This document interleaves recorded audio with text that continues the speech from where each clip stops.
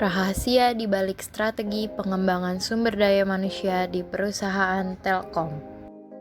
Sebelumnya, perkenalkan nama aku Sari Amalia, mahasiswa Institut Transportasi dan Logistik Trisakti, kelas Logistik C 2018. Siapa yang tidak tahu dengan perusahaan Telkom Indonesia? Pasti sudah tidak asing lagi ya. PT Telekomunikasi Indonesia merupakan salah satu BUMN di bidang informasi dan telekomunikasi.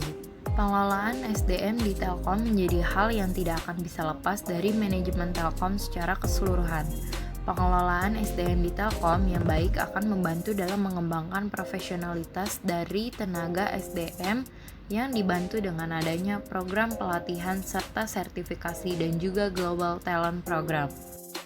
Agar dapat mengoptimalkan adanya potensi dari pegawai yang menjadi bagian dari Telkom, maka SDM telah merencanakan adanya rencana Human Capital Master yang dibuat agar dapat mengoptimalkan segala potensi dari karyawan yang ada di Telkom. Strategi dalam divisi sumber daya manusia.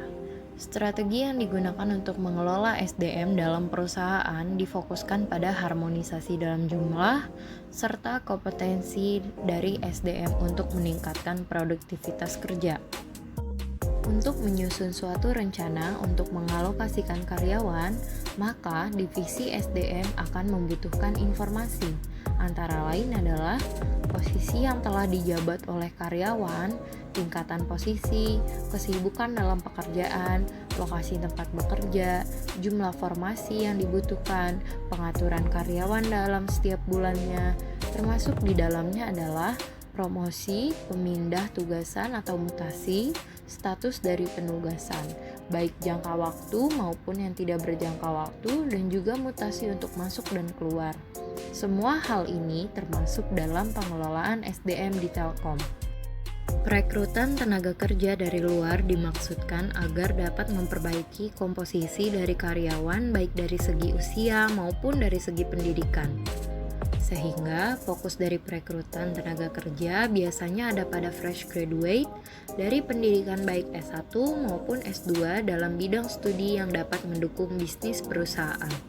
Selain itu, perusahaan juga mencari karyawan yang memiliki kemampuan soft skill dan juga hard skill yang nantinya akan dapat menjadi kandidat dari pemimpin masa depan dalam perusahaan. Sekian informasi mengenai rahasia di balik strategi pengembangan di perusahaan Telkom. Semoga bermanfaat ya teman-teman. Sampai jumpa.